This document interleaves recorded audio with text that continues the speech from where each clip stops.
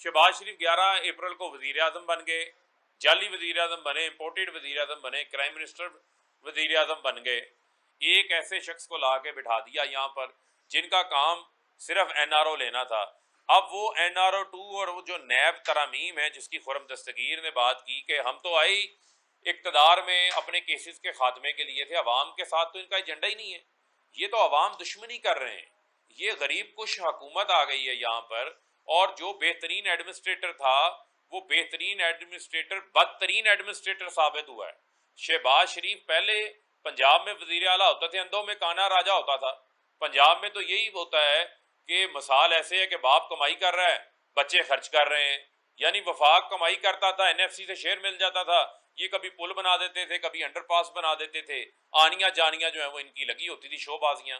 अब पिछले 2.5 माह से आपको वजीर आज़म है, अब यहाँ पैसा इकट्ठा करना है, यहाँ फैसला साजी करनी है, यहाँ पर आपने मुल्क के मुफाद में आज़ाद खारजा पॉलिसी अपनानी है, अपने नेशनल इंटरेस्ट को देखना है। तो यहाँ पर शहबाज शरीफ बदतरीन एडमिनिस्ट्रेटर जो है वो साबित हो रहे हैं और उनकी जितनी क्रेडेंशियल्स बढ़ा चढ़ा के पेश किए जाते थे नाकाम हो गए हैं, फेल हो गए हैं। रशिया से सस्ता तेल ये नहीं ले पा रहे, उनसे बात नहीं कर रहे। रशियन सदर को टेलीफोन करने में क्या मुज़ाहिका है शहबाज शरीफ का, फ़ोन करें। बिलावल वज़ीर सैरो तफरी बन के कोलंबस बने हुए हैं, पूरी दुनिया के चक्कर लगा रहे हैं। उन चक्करों से पाकिस्तान को क्या फ़ायदा होगा? कोई फ़ायदा पाकिस्तान को नज़र नहीं आ रहा। तो बुनियादी तौर के ऊपर मुल्क को ऐसी जगह के ऊपर ले गए हैं जहाँ एक सियासी अदम इस्तेहकाम तो है ही है, लेकिन उसके साथ साथ माशी अदम इस्तेहकाम है। 40 अरब डॉलर दरकार है पाकिस्तान को आगे मुस्तकबिल के अंदर। वो पैसे कहाँ से लाने हैं इन्होंने, जो खुद मनी लॉन्ड्रिंग करते हैं, जिनका खुद पैसा मुल्क से बाहर पड़ा हुआ है। कटोरा लेकर जो है वो चेरी ब्लॉसम से बूट पॉलिश करने लगे हुए हैं, लेकिन अपना पैसा मुल्क से बाहर पड़ा है। खुद NRO ले लिया है, मरियम के केसेस बंद कर लेंगे, शहबाज शरीफ का TT का केस बंद हो जाएगा, नवाज शरीफ के केसेस में ख़त्म हो जाएगा। और जो कहते हैं जी इन तरामीम में क्या है, तो कानून तो बनाए जाते हैं जिसका इतलाक मुस्तकबिल में होना हो। कोई कानून ऐसा नहीं होता जिसका इतलाक 20-22 साल पुराने केसेस में हो जाए। ये 1999 से इतलाक हो रहा है और आपने नैब को उठाकर अपने ही ताबे कर लिया है। तो अब नैब क्या करेगी? नैब के ऊपर तो फिर इन्नल्लाह इन्ना इलैहि राजिऊन पढ़ लेना चाहिए, जो नैब का हाल इन्होंने कर दिया है, जो इनकी ख्वाहिश कई बार ज़ुबानों के ऊपर आती रही है। तो अब मुल्क को अगर आगे लेके चलना है तो आज भी सर्वे आया है IRS का, पहले इफ्सस का सर्वे आया था, 64% अवाम फौरी इंतखाबात मांग रही थी। IRS का सर्वे आया है, 67% अवाम फौरी इंतखाबात जो है वो चाहते हैं। तो मैं समझता हूँ कि मुल्क को इंतखाबात की तरफ लेके जाना चाहिए, एक अवामी हुकूमत मुंतखब होकर आनी चाहिए जिसके पास फैसला साजी का इख्तियार हो, जो कि आवाम की तकालीफ को जो है समझती हो, आवाम की उमंगों के मुताबिक फ़ैसले करने की सलाहियत हो, जिनके ऊपर 16 अरब रुपए के TTO के, FIA के, जाली अकाउंट्स के, पापड़ वालों के, फालूदे वालों के केसेस ना हो। तो ये क्यों डरते हैं इंतखाबात से? क्या खौफ है इनको इंतखाबात का? 3.5 साल ये नए इंतखाबात का मुतालबा करते रहे हैं। अब कौन सी गिद्दड़ सिंगी इनके पास आ गई है कि जिससे ये मुल्क के हालात ठीक कर लेंगे? ये जो 11 जमातों का एक टोला बना हुआ है, अब खबर आई कि पंजाब और में पीपल्स पार्टी और नून लीग मिल के इंतखाबात लड़ेंगे। तो मैंने तो इनको मशवरा दिया है कि ये जो आपने जादू की जफ्फी डाली है, इस जफ्फी को आप डाले रखें और अब आप इंतखाबी या ना अलायंस अपना बना लें और इंतखाबी निशान भी आप चेरी ब्लॉसम लें इलेक्शन कमीशन से, उसके ऊपर आप आइंदा इंतखाब लड़ें। तो इनको हम चैलेंज कर रहे हैं कि फौरी इंतखाबात में आएँ, और अगर आप लोग इतने ही मकबूल हैं, इतना ही आपको खौफ नहीं है, इतनी बेहतरीन एडमिनिस्ट्रेटर हैं, तो मैदान से क्यों भाग रहे हैं? मैदान में आके इमरान खान का मुकाबला करें। ये जो पसे पर्दा आप लोगों की साजिशें हैं, ये जो Najam Sethi formula honeymoon picture के तहत आ गया है कि अमेरिका को अड्डे भी दे दिए जाएं, और हुसैन हक्कानी कहता है कि पाकिस्तान सर झुका ले और गुलाम हुकूमत यहाँ पर आ गई है, और जो अमेरिका कहता है उसके ऊपर अमल दरामद कर दें, ये हम नहीं होने देंगे। ये पाकिस्तान की सॉवरेनिटी के ऊपर, आज़ाद खारजा पॉलिसी के ऊपर कॉम्प्रोमाइज़ करने वाली बात होगी।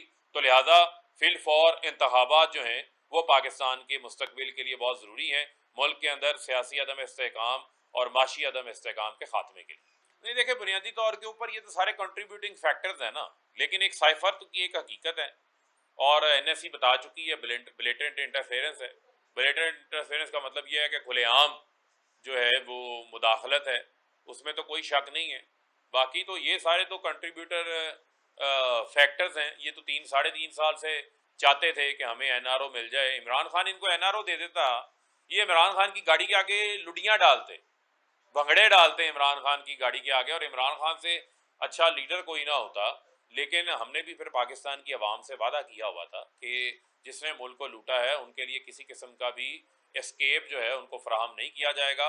اور جو کچھ یہ کر رہے ہیں یہ تمام چیزیں جو ہیں وہ ان کو بھگتنی پڑیں گی, اور کسی صورت بھی ان کو راہ فرار جو ہے وہ نہیں ملے گا. ٹیکس کلیکشن کے حوالے سے جو ریفارمز ہم نے کی ہیں, آپ کے یہ علم میں ہونا چاہیے کہ point of sale P O S system ہم لے کر آئے.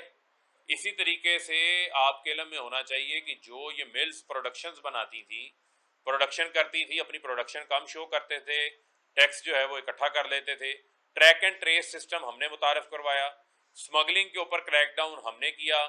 اس کے علاوہ جو آپ کہہ رہے ہیں کہ جو 43 ملین لوگوں کی آپ بات کر رہے ہیں, جو 43 ملین یا 43 لاکھ لوگوں کی جو آپ بات کر رہے ہیں, جو فگرز کی بات کر رہے ہیں, اس کے اوپر ہمیں ابھی ایک علیحدہ کام کر رہے تھے. وہ سسٹم اس کے اوپر بھی تیار ہو چکا ہوا تھا, اس کا بھی ڈیٹا انالیسز ہو چکا تھا, اس کے اوپر ناظرہ نے بڑی ڈیٹیلڈ کام کر لیا تھا, اور وہ بھی عمل درآمد ہونا تھا. تو ان لوگوں کو بھی ہم ٹیکس نیٹ کے اندر لے کر آ رہے تھے, اور ہم نے تو ڈائریکٹ ٹیکسیشن کے اندر بھی اضافہ کیا تھا. اور جو ٹیکس فائلرز تھے 18 لاکھ تھے ہمارے دور کے اندر, وہ 30 لاکھ ہو چکے تھے.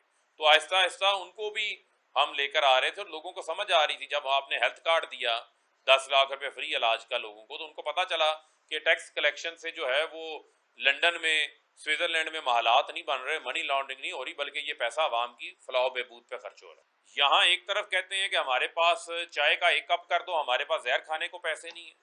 ای سی سی میں ایجنڈا آتا ہے کہ عمران خان کا احتجاج روکنا ہے, 20 کروڑ روپیہ دے دو. یہ منسٹر انکلیو کے اندر وزراء کے گھر ہیں, ان گھروں کی تعزین و آرائش کرانی ہے, منسٹر انکلیو کی تعزین و آرائش کرانی ہے, اس کے لیے پیسے جاری کر دو. اور وزیر اعظم ہاؤس کے اندر کھاپے بھی کھل جاتے ہیں. جو وزیر اعظم ہے ملک کا, وہ غیر ضروری 5 غیر ملکی دورے کرتا ہے, 11 روز ملک سے باہر رہتا ہے, اور اس کے علاوہ باقی جو اخراجات ہیں وہ اسی طرح جاری ہیں. تو یہاں تو یہ اپنے اخراجات کٹ کریں, اور کٹ کر کے ان وسائل کا رخ عوام کی طرف موڑیں جو ہم نے موڑا ہوا تھا. ہم ان چیزوں کو مینج کر رہے تھے. پہلے تنقید کرتے جی عمران خان پٹرول مہنگا دے رہا ہے عوام کو, جب یہ اپوزیشن میں تھے. اب یہ حکومت میں آ گئے, کہتے ہیں عمران خان پیٹرول سستا دے رہا تھا. یعنی کہ کبھی کسی وزیر اعظم کے اوپر پیٹرول سستا دینے کے اوپر بھی تنقید آپ نے سنی ہے؟ اس قسم کی مضحکہ خیز ان کی تنقیدیں ہیں. کہنے کو ان کے پاس ہے کچھ نہیں ہے.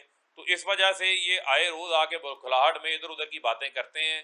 جبکہ کبھی کہتے ہیں آئی ایم ایف سے ہمارا معاہدہ ہے, تو آپ ہمارے اتنے خیر خواہ کب سے ہو گئے کہ آپ ہمارے معاہدوں کے اوپر عمل درآمد کر رہے ہیں؟ آپ اس معاہدے کو ریویو کر لیں.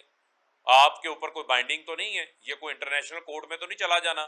اور ہم نے کوئی ایسا معاہدہ نہیں کیا جس معاہدے سے جو ہے وہ عوام کے اوپر کسی قسم کا کوئی اضافی بوجھ پڑے. یہی وجہ ہے کہ اب پاکستان کی عوام شدت سے عمران خان کو یاد کر رہے ہیں.